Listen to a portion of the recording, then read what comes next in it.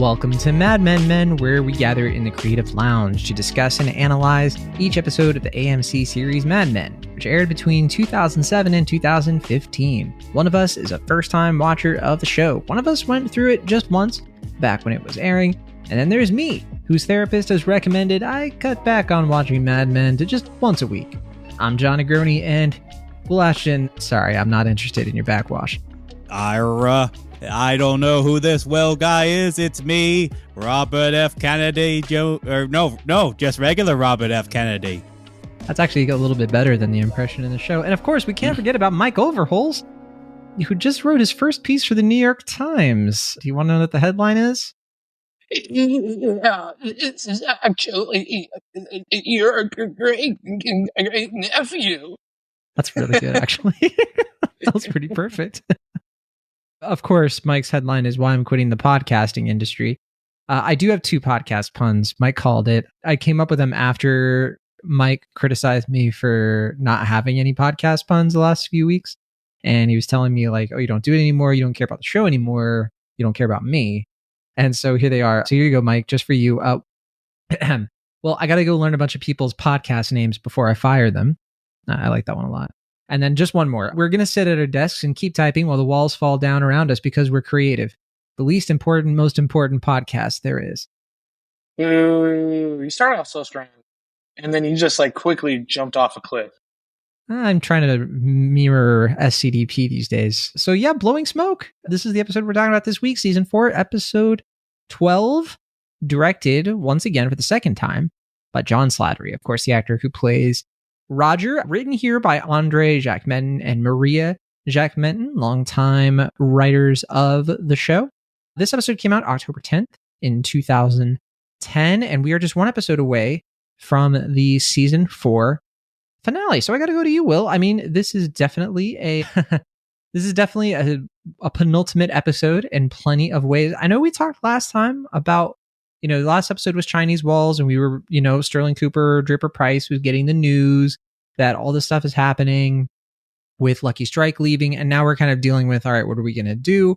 Are you feeling the tension with this episode? Are you liking this one? I mean, this is another Slattery episode. You liked his directing in his last one I did, yeah. earlier this season for The Rejected, right? So what about this one? I did, yeah. This one, I thought it was pretty good. I don't think I liked it as much as the other one. So I imagine for someone like you who's watched a bunch, rewatching it would be more rewarding. I think what's interesting about it is that it's fairly muted in the sense that like we have an episode prior to it where like all these things are kind of coming into play. The company finds out that, Lucky Strike is gone. They're very frantic. There's a lot of tension. There's also like the romantic tension going on with Dawn sleeping with his secretary and like all this other stuff going on. And in this episode where obviously things are happening, but it kind of takes its time. It's a little bit more deliberate, but there is a precision to it. Like with Slattery's previous episode, there's also kind of like a no nonsense honesty to it as well. But I feel like the pacing with this one isn't quite as strong. It feels a little bit more lethargic in its execution. Like I kind of found myself getting a little restless in certain scenes and not connecting to it as well as some of the other episodes that I watched this season. But I do think it comes together very strongly. And even though I don't think the subplots fully connect as well as they have in other episodes, I do really like the idea of the relationship with Sally and, is it Billy? Is that the kid that Glenn. I was trying to remember Glenn's name. Billy? The idea of like things are kind of getting more and more frantic at the office, and the underlings are kind of having this sort of like child like perspective where it's like they're watching the parents fight and the parents and partners. Like there's almost sort of like an algorithm or what's the word? Like where it's like the letters can be changed around to different things. Palindrome? Well, no, that's palindrome, backwards and forwards. Yeah, palindrome is backwards and forwards. It's what was that, Mike? Anagram. That's what. it is, Yeah, that's it. Nice. Mike. Going on there. Yeah, I mean it's a solid episode. It's definitely, I think, a pretty good one. And I like the idea of, like I said, like this idea of like the parents are fighting and the relationship between like the adults and the children are kind of get a little bit of a lopsided perspective where like obviously someone like Betty is just going to be inherently childlike to the point where she's like asking a child psychiatrist, like, you know, like, can you basically like be my psychiatrist, which it felt a little on the nose, I guess, in some respects, but I also kind of like how Betty is so kind of like lacking in self-awareness and to the point where she can't even really imagine anyone having a relationship with Glen that is appropriate in any respects, including with the one that Glen shares with her daughter. Yeah, I don't know. It's an interesting episode. Definitely, I think you said before that it kind of tees up what's to come with the finale. And I'm very curious to see that. But yeah, as it's on its own terms, I think it's solid for sure. Okay, sounds like it's keeping your interest. Interesting note there about the lethargic. Do you think that was intentional, you know, before we cut to Mike? Because the way you were describing how it was coming across to you, I mean, that kind of sounds like what the characters are going through, right? The lackadaisical, the kind of weird, like nobody quite knows what to do with themselves at this moment or how they can do something at all, including like Peggy, Dawn, creative in general. Was that for me or for Mike? That was for you. Oh, okay. Sorry, I thought you were teeing that one to Mike. No, I mean, I think he'll get his chance. Yeah. I think it's a deliberate episode, to be sure. I think at this point, Matthew Weiner is so in control of what he wants to do and say with this show that nothing feels indeliberate in that respect. But yeah, I mean, I think there is a kind of sense of like everyone's sort of adrift in their own different ways. And, you know, by the end of it, some characters make some pretty stark decisions, even if they upset either the other partners and clients, as the case is with Dawn, or with Betty being like, we're going to move out and upsetting Sally. Yeah, I mean, I think it's I get that perspective, and I think that's interesting. But yeah, I don't know if that necessarily makes it the most compelling to watch at the same time. Okay, understood. Okay, Michael Overholtz, you were watching this for, I think, the second or third time, because again, you watched this back when it was airing, but you're revisiting the show, so always got to make that clear. Does this one hold up for you all these years later? Yeah, I think it definitely does. I think when I rewatched this episode, it kind of struck me like I feel like they just get so much in it. Like there were multiple times where I felt like maybe a different Mad Men episode would stop and not give you the follow-up, or yeah, I just feel like this is a little bit jam-packed between like chasing after the other tobacco company, like the meeting not happening, and all the stuff with the other agencies, and then subplots with Sally and the therapist, and then you get the tobacco letter, and then you even get the follow-up to the tobacco letter, and that's not to mention all the money stuff, and so then you have another Pete subplot line, and it's an episode jam-packed full of stuff. And so I actually don't get the lethargy of the episode maybe that you're referring to. Maybe you just kind of hate Sally Draper, and so you see her come onto the screen, and your brain just generally dozes off. But you say that, but like this was like moving. This is the most wholesome that we've seen Sally be, and I don't even know how long. Probably since it actually sounds like you like the Sally stuff in this episode. You're not scared of her anymore. Well, I mean, you know, this is maybe like a villain origin story in a sense, like, you know, Betty fracturing the relationship between Sally and Glen is kind of what spurs the full, you know, turn to evil that's set to come. I don't know. But I don't know. I think there is a very sincere quality, I think, to those scenes and something that feels starkly absent from what we've seen from Mad Men so far, where it's like, you know, it's not like people having loaded conversations and, you know, like saying these very methodical, like philosophical things. It's just children kind of figuring out like what's life and like having, you know, very like organic and sincere conversations that, you know, it's almost kind of startling to see it in a show like this because it's so unlike most of the scenes we get from Mad Men, especially at this point. Yeah, I'm also just realizing that so much happens in this episode. I just even completely forgot that the midline plot line is in this episode as well. Yeah, Yeah, there's a lot. And hey, some people could call that a criticism of, you know, maybe it's doing too much and it's not, you know, taking its time. But okay, well, I'll set up and say that, I revisited this episode as usual I don't even know how many times I've seen it. And I know I've talked about how I'm a big fan of season 4. I'm a big fan of like the darkness that this season goes to. It has some of the best, moments of the show. It has one of the best episodes of TV. With this episode, it never really stuck out to me. To me, it never felt like a penultimate episode. But I will say, this episode has a few things that really shine for me on this particular rewatch.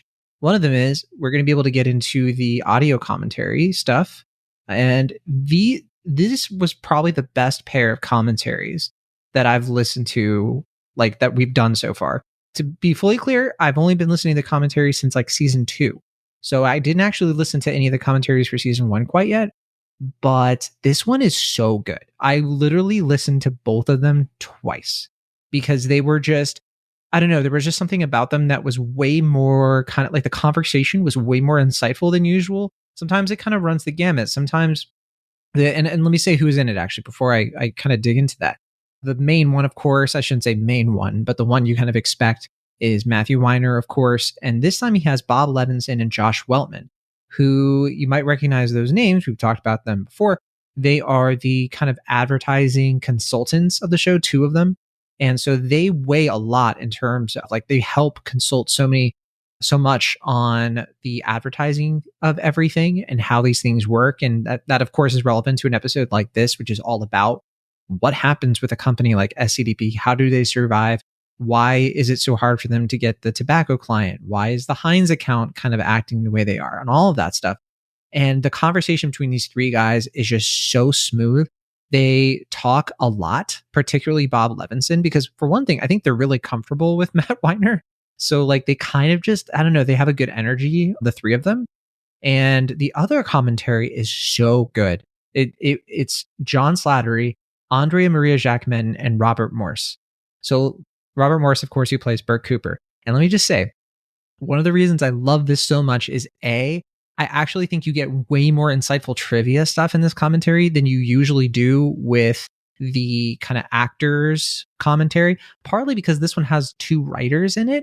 And I love the dynamic. It hasn't happened a lot where the writers get to be with the talent, because this one is kind of like 2 actors. One of the actors is also a director, and you have 2 writers. They're writers who've been writing for the show since day one. And it is just so like I had to pause it multiple times because like they're giving me so much. And it was just wonderful. If anybody ever like rewatches this and is able to like get the box set at some point, these are the commentaries that I would kind of hold up as a pretty high standard. So all that to say, hey, look, it enriched my experience with this episode way more than I think it otherwise would. There was a lot of stuff in here that, really kind of clicked for me in a different way that I don't think had clicked for me before. And I'll cap it off with this. There is such a clear, but also like stronger than I previously realized connection between how Don is weighing the idea of tobacco, the addiction to heroin, and how desperate he is in order to like shake this thing off. Like the idea of being so desperate and reeking of desperation. It's the first scene here with the Heinz guy. And then you kind of just see like Don is facing himself a lot when he's talking to Midge, because he sees what's happened to Midge and how her addiction has made her so pathetic, and he obviously has all this pity in him. And so by the time he's writing that Why I'm Quitting the Tobacco Industry, I think that it's just so clear what that's really getting across, even down to the way that Betty is so desperate with the therapist trying to pitch her. And this like running theme of like 6 months, means never. Right. And how that comes up again and again. I mean, I think that this is just one of those sneaky good episodes that you watch it and you're kind of like so focused on what the next episode is going to be, because it doesn't fully resolve. You do kind of have like a victory without the actual victory at the end of this. And that to me feels so like sincerely earned for some reason in a way. I don't know. It feels pretty Mad Men to me, that it's not just like a neat, happy bow. RFK doesn't come in and save the agency, is treated as a joke. There's so much to get into there, but let's get into it then. Yeah, where do you guys want to start with this one? I mean, we already kind of started to get into the Sally Betty stuff, so I guess we can keep kind of digging into that and then move on from there, I suppose. Hey, just because you're picking the Sally beat is not helping you beat these allegations, Will. You've been pretty clearly anti-Sally on that record. I just don't approve of her history of crime, but I do believe in reform, and I believe that she can, find the path of righteousness that may be ahead of her, but I'm not holding out hope for that. Hey, that sounds good to me. We don't get a ton with Sally. We get some like interspersed scenes. You get the scene where she tells Betty that she wants to have dinner with her and Henry. So it kind of implies that she wants to be more of an adult, and she's kind of, applying what the therapist is giving her. We get a scene where Sally is talking to the therapist. We get a scene where she's talking to Glenn, like multiple scenes with him and her. And so you see that their kind of friendship has continued since the Christmas episode.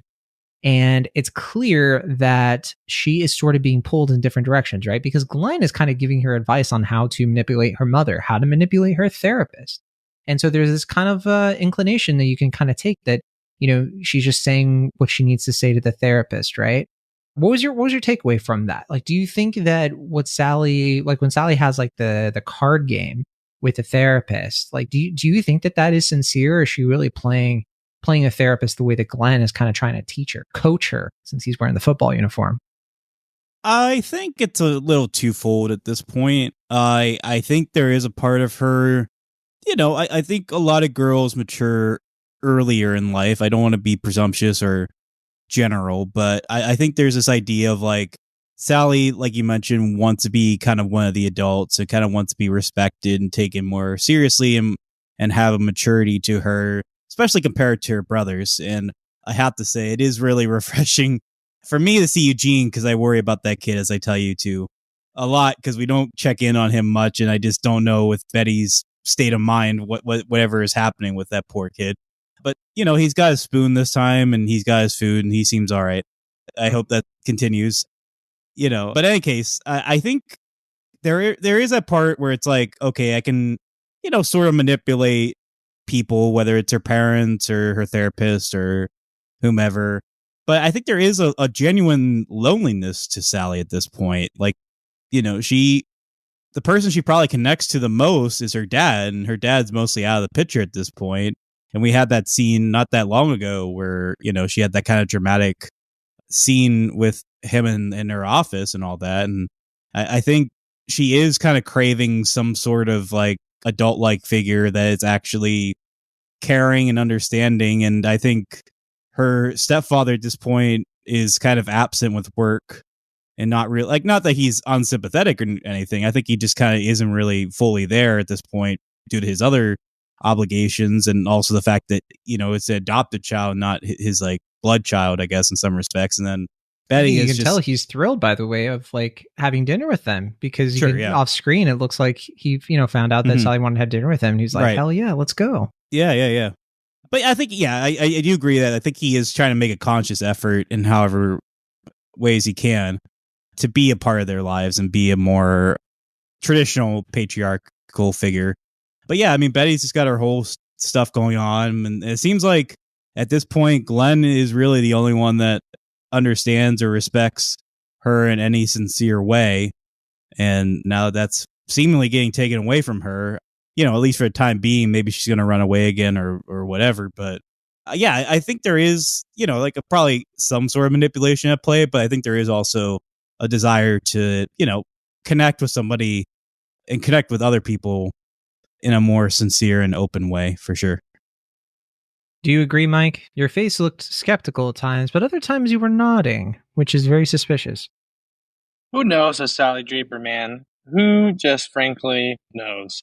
I just think that they've done a really good job in creating a girl of her age going through what she's going through. Like, when she was going through the divorce, new baby at home, now post-divorce, like in the kind of world that she's growing up in. Like, I just think Sally Draper is one of the more believable characters I've like actually watched, especially like a character who's grown up from being really young in the show. Now that we're here deeper in the seasons, and so I really, really just like that aspect of it.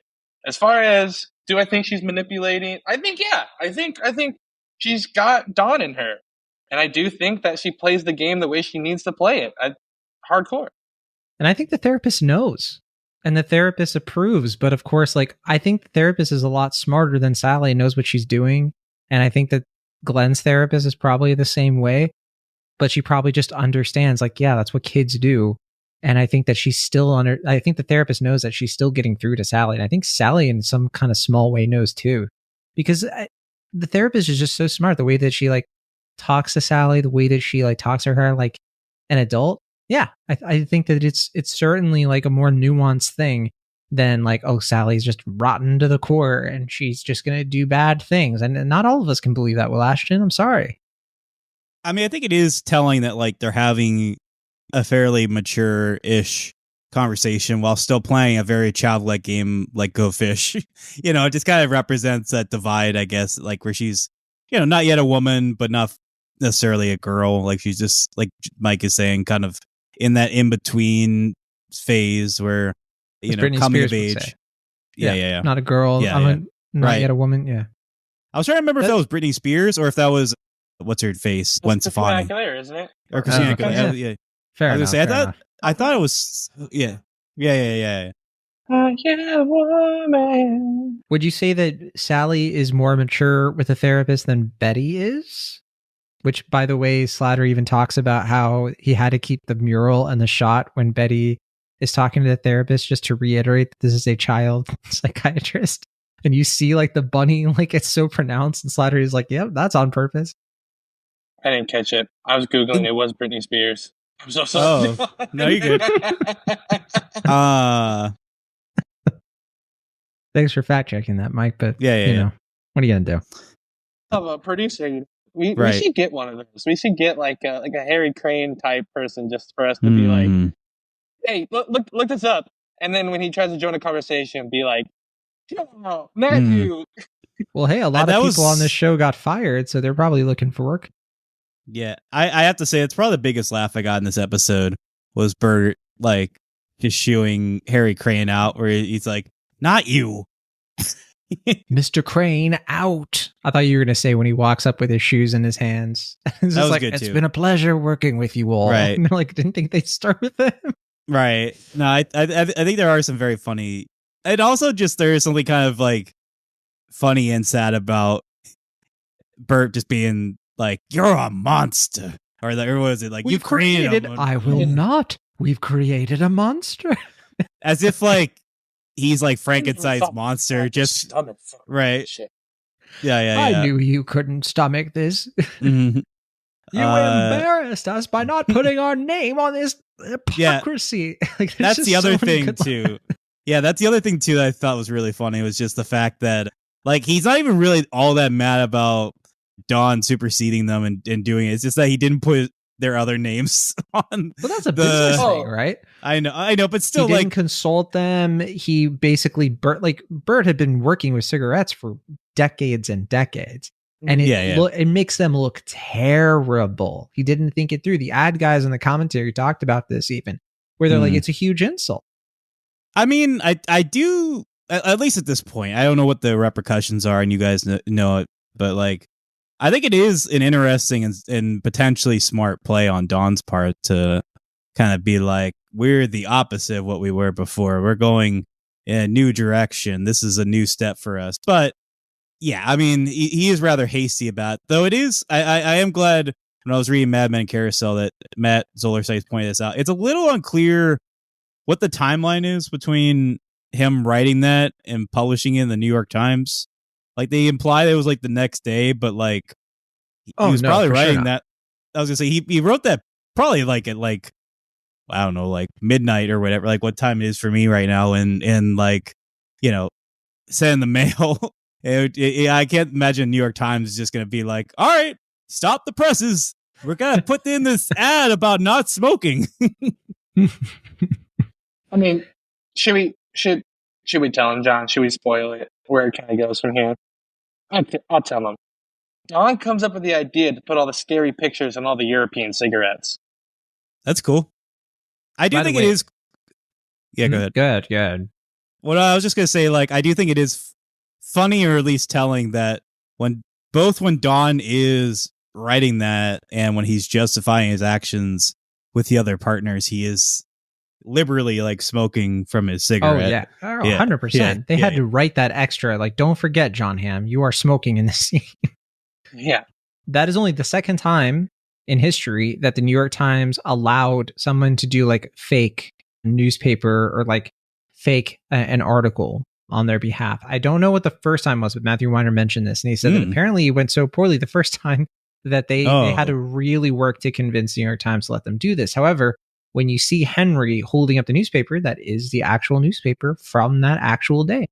So that is something they put together that was very true to the period. Well, lots of great details like that in the episode. It's not based on a real ad, but that is based on a real guy, like yes, footy or something. Well, yeah, or something. Ernest, I have his name somewhere, but I did look into this a little bit. Yes, there is somebody who famously was like an ad guy who kind of Emerson Foote. That's his name. He was a big advertising guy at this time. I read the article. Like I said, the ad isn't real, but I read an article from the New York Times about him that I'm sure was a source of influence for this ad. That kind of cherry picks some similar kind of quotes that he said that like is similar to like what's Don saying in this ad. Yeah, Weiner labored over writing the ad itself that we hear in the voiceover. They had to be really precise with it to nail the tone. But yeah, Emerson Foote worked for McCann Erickson. McCann, of course, is long come up in the show. He wrote it. He started to really like publicly criticize the tobacco companies in the mid 1960s. So around this time, he was literally, I think he was a chairman at McCann Erickson. He eventually came back to McCann later on, and it's just kind of funny because it seems like he was like a true advocate. Like he genuinely did feel like righteously indignant about smoking and all of that, whereas Don clearly is not. Yeah, I mean, like reading the article, it's like he was like a frequent smoker who quit and kind of learned about the dangers of smoking and realized like the error of his ways and was like basically trying to publicly atone and like do right for what he's doing. And then obviously what Don's doing is purely commercial and from a strictly advertising standpoint. It's just, but it is funny that they took someone who ostensibly seems to be of good intentions and morally pure and just turned it to like Don, who is the most calculated and and cynical minded person arguably in the show. Maybe there's room for debate there. I don't know. That should just echo so much to modern day though. Like, I don't know how in tune you guys are to things that happen on LinkedIn, but being in the software sales world that I am, I'm on LinkedIn a lot, and people do that type of shit on LinkedIn all the time. Like, I'll see like call out ads, like big posts, like that are just like trying to be morally against like a different company and like they're like how they're reaching out or they're doing some sales or something they're doing, but then they're just doing the same thing themselves.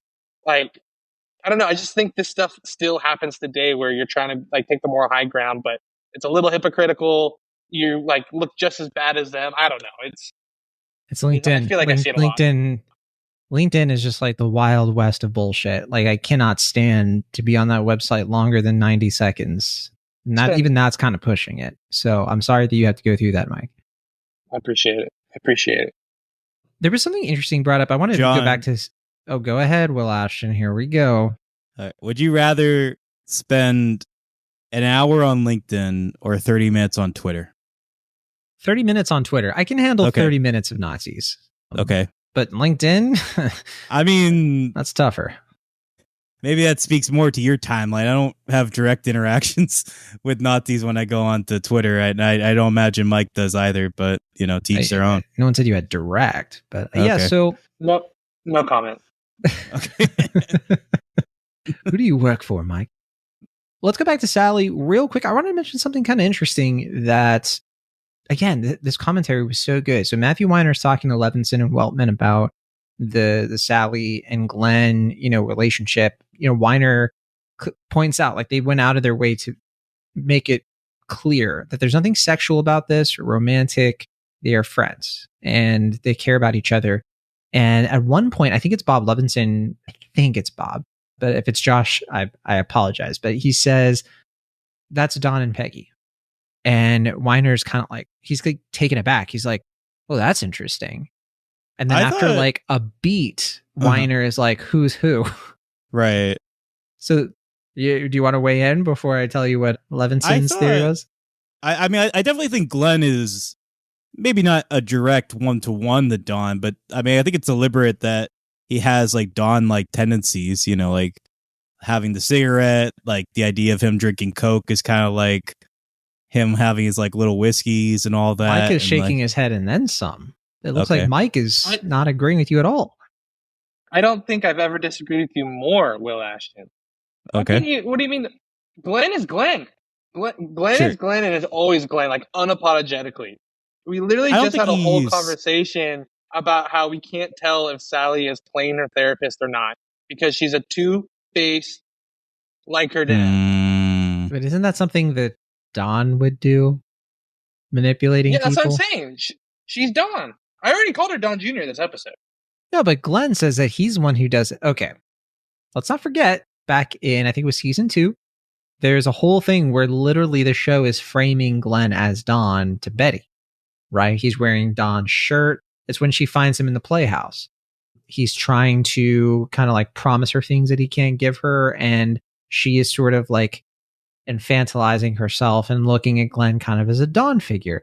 And so what Levinson / Weltman, again, I apologize for that. His whole thing is that this is in the moment where Sally brings up the whole Land O'Lakes logo thing and like the existentialist stuff and like heaven doesn't exist. And I know Will Ashton's like putting up his beard. He's just like, it's one thing after another with this kid, isn't it?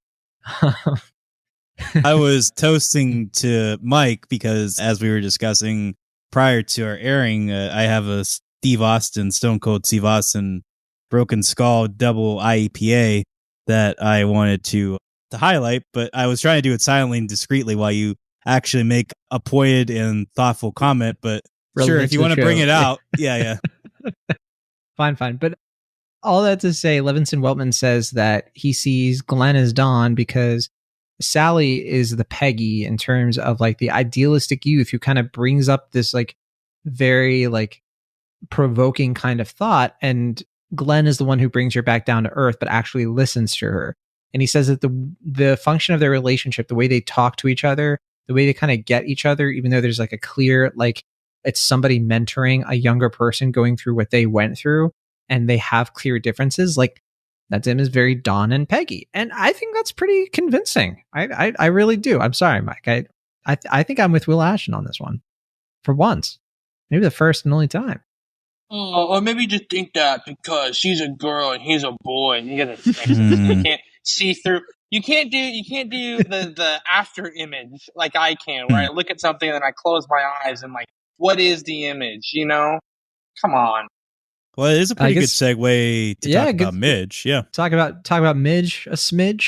She runs into Dawn at Time Warner. Will, did you clock that this was staged at that point, or were you kind of like Dawn, where you were kind of figuring it out slowly that she had planned this? It was one of those things, kind of similar to the Bobby Kennedy Jr. call later in the episode, where it's like, this seems a little too written or a little too scripted to be. I don't know, like it seemed too cheap for me, especially with Mad Men at this point, for talking about the Bobby Kennedy thing, for like Bobby Kennedy to come in and be like, I'm here to save the day. That's a Deus Ex Machina figure. You know, like it just seemed kind of odd for that to happen. So it made sense that, you know, like, that was a ruse. But as far as like Midge, it's just like, it seemed a little too convenient that just like, she's here. But that one, I guess, was a little bit more believable just in the sense of like, theoretically, it's New York. You know, the Big Apple. Maybe somebody, you know, connects with somebody. You know, it's possible. But yeah, it felt. She worked in like design and art and stuff like that at some point. So yeah, you know, plausible that she she has her foot in this world. It seemed like it was one of those things where it's like convenient, but it's a TV show, so like I could believe it. But when I learned it was intended and planned, it was like, okay, that makes more sense. That seems more believable. You know. Yeah. You agree, Mike? Yeah, I think it's like one of those things. The way I would phrase it's like a worse show would be the thing you think is happening until you realize this is Mad Men and there's actually a different layer to it all. To the phone call that Will keeps bringing up just so he can do his impersonation, and also just on the Midge thing, which is what we're supposed to be talking about. And no, I also thought it was interesting, like how they go from like hinting at it all of like what's happening and like what her addiction is, and you just kind of feel like that's where they're going to leave it. It's going to be this like nuanced conversation, and then she just says it, right? Like it's heroin, Dawn, and I don't know why, but like that delivery and like where it came in, I think it just hit so hard for me watching it. The first time I watched it, even on this rewatch, I'm just like, oh, she is just like in this deep dark place, and it's not like I don't know, like a character you see on TV who's just like pretending to be a junkie. You know what I mean? Like you're seeing this person in a big, deep, dark pit, but like you feel like you understand it at the same time. I am gonna have to disagree there. I feel like this is the thing in the episode I like the least because I just don't really buy it. Like, I'm sorry, I just don't really buy Midge as a heroin addict, either as a story plot point or in. Well, for one, like, not that I have extensive experience with heroin addicts, I have to say, but you know, like I on Sunday I watched for the first time Sid and Nancy, and you know, I'm not gonna say that movie is like a documentary about heroin addiction, but like it's pretty raw and unflinching about like a couple going through the throes of addiction, especially with heroin.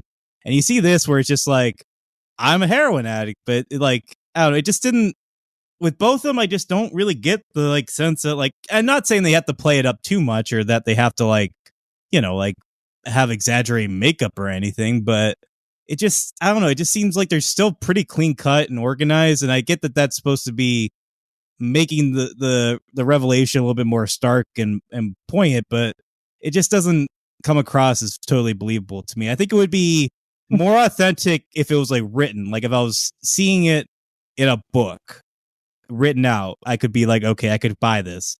And I get the idea of like addiction is one of those things that can affect anybody. It's not like a thing that disrupts class or gender or what have you. Even though I do think Midge, generally speaking, was someone who seemed a lot more pragmatic and on her feet and smart about these things. But it just felt a little easy to me to be kind of like, now she's a heroin addict, so that narratively Dawn can do this thing that is going to, you know, make or break the company. It just felt, I don't know, I didn't buy it, unfortunately. I understand I'm in the minority on this one, but that's just where I stand. I don't think that they're trying to portray them as being at rock bottom either, to be really clear. Like, yeah, they're on the way to rock bottom. Exactly. Which is like the vast majority of. Yeah. It just felt too TV for me. I'm sorry. It just, and I think in a way that I think Mad Men has been opposite. I'm going to play a mic from earlier. This is a hard disagreement because I usually criticize shows that go too hard on it. They make it seem like way too embellished and over the top. That's all I think that the way it's more subtle here. I get, like, I'm not saying they need to go in the opposite direction and play it up too much. I'm just saying it just seems a little too neat for me at this point, narratively and in presentation. And I get them in the minority. They're tricking him. I know. I get that so much that alludes to the performance. Like like her body language compared to how she acted in the first season. I think there's a lot of different tips. Like I know when she like lifts up her sweat, she's wearing the sweater so you can't see the track mark. Sure, I get the point of it, and I get what you're saying. I think it's very logical and sound what you're saying. I can understand it logically and from a narrative standpoint. I just emotionally don't buy it. Yeah, I agree to disagree then, because I think the emotion of it is heartbreaking, and I buy it completely. There is something that Weiner says about it in the commentary where he's talked to people about this moment, and people have agreed with him that this was kind of the natural to them next step for Midge, just in terms of the trajectory she was on in season 1 with the Bohemians and the kind of attitude that she had toward her work and art, that people were saying, oh, of course she's a heroin addict. Now, I'm not saying I necessarily agree with that. I would have hoped for much better with Midge, but same time, there was that guy that she was with before. And if you recall, the reason that she and Don broke up was because she fell in love with somebody else. And I remember that guy just being kind of really lame. And it kind of said something about, not that Don's great or anything, but I think her taste in guys has always been a bit suspect. And I think that she's tried really hard to be this kind of person that she fully isn't. So the whole backstory of this guy who's a playwright who got her into heroin, how she got suckered into this, I think that's very believable. And I think you've said the logic of it is not necessarily something you disagree with. So, but in terms of the logic of how this situation kind of came about, all the little clues, the things they don't even have toilet paper, the desperation, I think that's all super convincing for me. Being elated that he has $10. Fun fact, that's why Slattery says that Weiner cast that guy based on the way he delivered that line. $10? Oh, really? Okay. Okay. That's oh, that's how he says it. Yeah. Yeah. I will say, for whatever criticisms I have about this particular scene, it is really lovely to see Rosemary DeWitt again. Yeah. And I'm assuming this is the last time she's in the show. Maybe she comes back. I don't know. But it was really nice to see her again. I take no fault with her performance. Sure. One thing I kind of picked up on because of the commentaries that I missed before, I don't know why I didn't catch this before, but there's the whole thing. Maybe I did catch it before, but it didn't really sink in. Don gives her all this money, right? She can't cash a check. So he gives her all his cash, which is less than half of what he wrote the check for. So sad. And then he kind of says, he's like, oh yeah, I don't have money for car fare. And she doesn't bother giving him a couple bucks for that. She literally is just like, you can walk across the park and advertise this thing for me. And it really just drives home that yeah, she is, wow, that's fucked up. He just gave you all of this money, and that is how strong the addiction is. I also really love that line where they're sitting in the bed and she tries to describe what heroin is like, right? Drinking 100 bottles of whiskey and having your, and then Don kind of looks and he's like, yeah, pretty good. Just kind of judging her right there. He's like kind of a comedic moment, but pretty dark. He's like, please be an alcoholic like an adult. 100 bottles of whiskey. You only need 62. I wanted to poke your brains a little bit about when Dawn is... Don't do that, Will. That hurts. I'm sorry. Poor analogy. I apologize. I don't mean to upset you either. But I do want to ask you about when Dawn is looking at Midge's painting. Is he reflecting more on the Midge he just saw at the apartment, or is he actually getting something from her painting in an artistic and creative way? I think he's thinking about the agency. It's not. I mean, what's the whole point of the painting, right? It's not what is the image?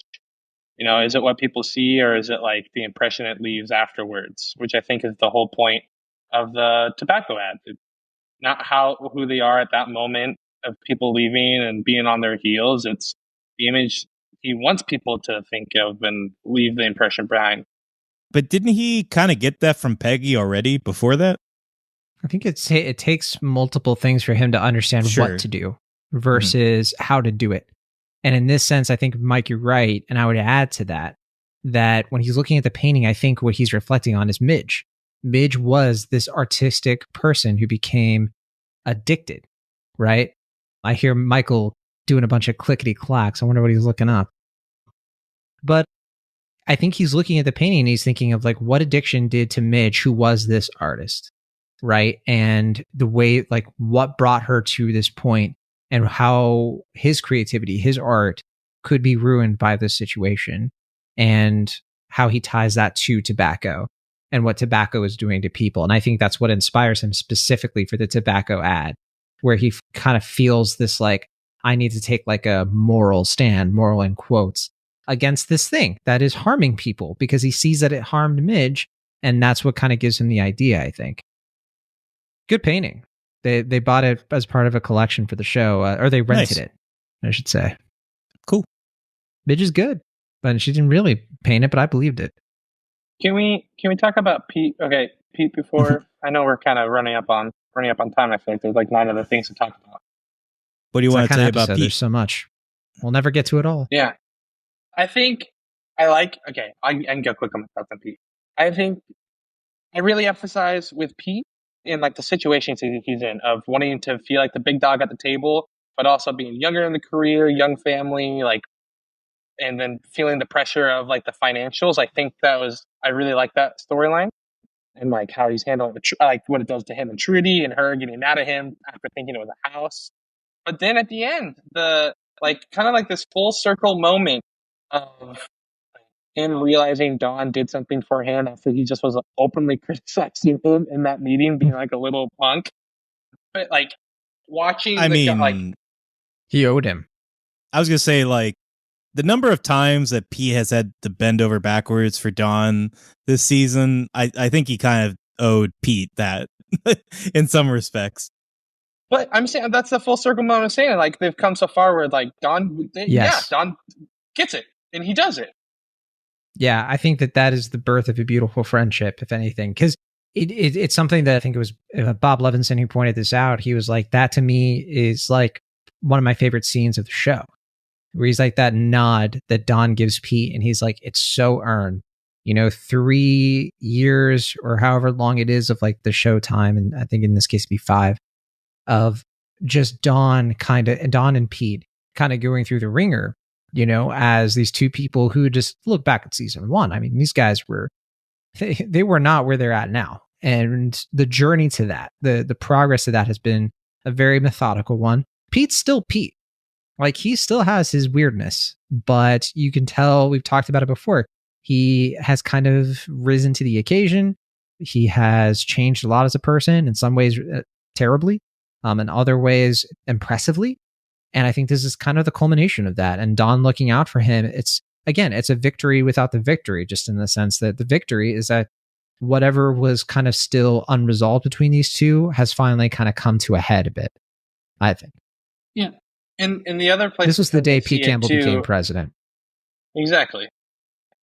The other place I see it too is like when they're having the conversation and Dawn goes like, I'm doing everything I can, Pete, just like get me in the room. Like the fact that he's having that conversation with Pete and not Roger or anyone else, like to me it just seems like, yeah, Don's throwing a bit of fit, but like he does trust that Pete is the guy who's going to have the relationships to get him in the room. Like he thinks Pete's doing his job. Yeah. Well, Ashton, I know you're not a big fan of Pete. You don't like him. You've said before on the show he stinks. I hope they write him out. I'm lying, of course. Call Bryan Cranston because he's a sneaky Pete. Nice. Thank you. Dr. Faye gets fired in this episode. No more Dr. Faye at Sterling Cooper Draper Pryce. Another incident or evidence of Don not thinking through his actions. There's the whole scene. It's an important scene. Well, go ahead, Will, and then we'll get to the big thing. Real quick, I just want to say I was sad to see Faye get fired. I was happy, rather elated to see Danny get fired. I was getting sick of that guy, and I'm glad he's gone. Oh, but he's grown on Peggy. Do I give a shit? Wow. But yeah, no, Faye kind of all but tells Don that she loves him. Even though she's lost her job, you can kind of tell that for her it's okay because it means now that they can date in the open. And apparently they did have originally in the scene her telling Don she loves him, but then Weiner and the other writers were kind of like, you know what? Too much. Don't need it. This is not, no. What do you make of that scene though, Will? Because it's definitely a little awkward. It's a little bit like Don looks a little unnerved by this. Do you think that he and Faye can go the distance out in the open like this? This is a big change to their dynamic. No, the short answer is I don't think they can. I think they've tried their best. I think they've been easily the most mature relationship outside of his California fling. As far as his love life goes, but wait, what? Yeah. With Joy? Sorry, Joy. I couldn't remember her name off the top of my head. That was a mature relationship to you? And for Dawn, I think it was. They had sex for 2 days and that's it? Wait, no. I'm sorry. I'm talking about his ex-wife. What was her name? Oh, Anna Draper? Anna. Sorry. I was trying to. I don't remember character names as well as you do because I'm going through the show the first time. I guess I was confused because I was thinking of relationship in terms of romance. So I was like, the only other romance he's had in California has been Joy. No.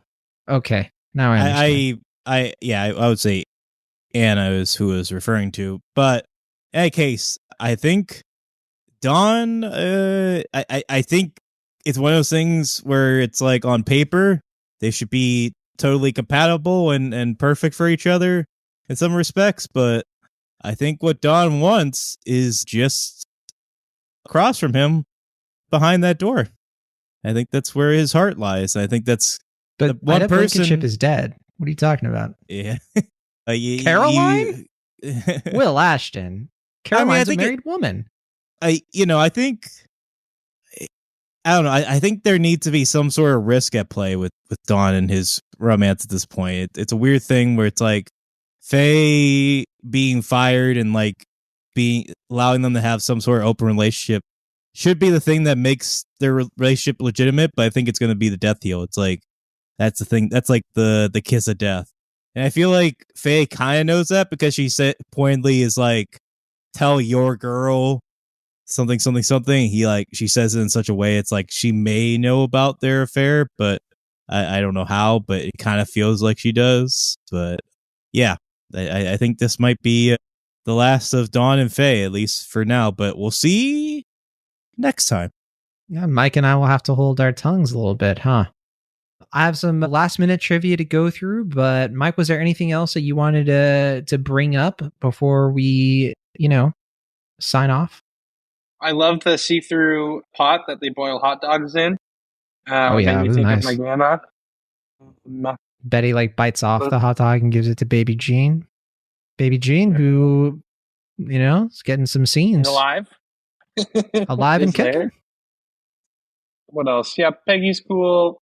I like the scene where she thinks she's going to get fired and then thinks she only has to get rid of Danny and realizes it's way, way more than that. There's a lot I could say about layoffs.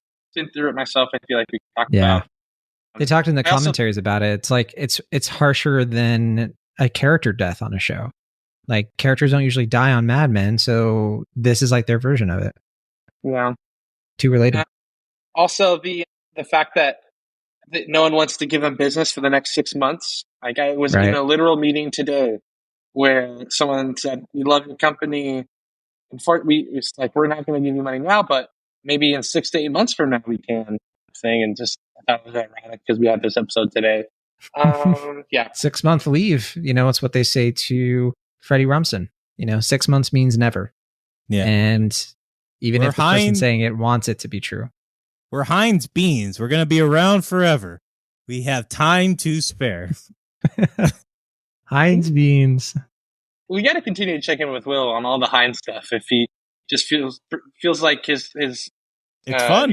Pride and joy is being. In the beginning, it was like pickles are funny, beans are funny, but we can't use that. Right. We actually have to fight against it. Yeah. I obviously have a deeper relationship with Heinz ketchup than Heinz beans. I don't even know how long Heinz beans was even a thing, but Heinz relish and Heinz ketchup with the hot dogs and that one scene. Pretty deliberate, I think.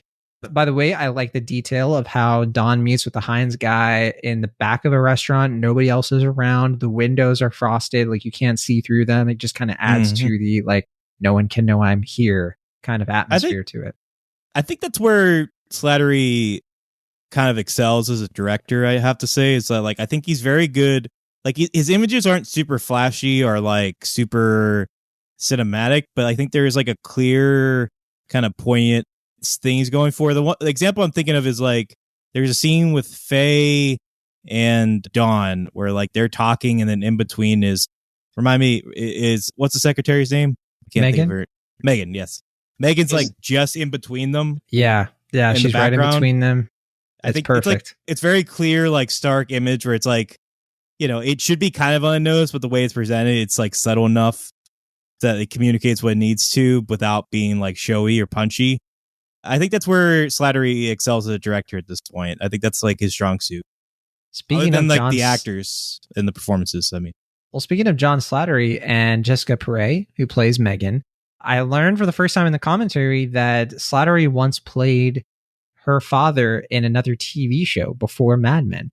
And he saw her come on the set one day and was like, "Oh yeah."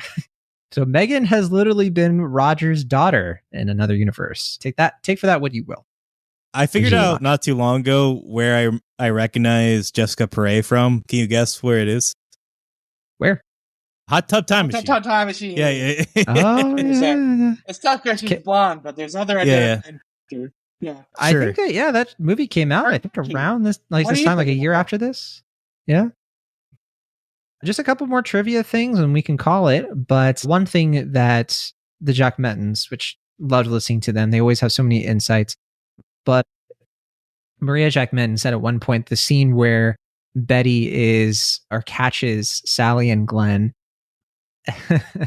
She was like, oh yeah, that's I as the mother of a teenage daughter, I've done this exact kind of thing.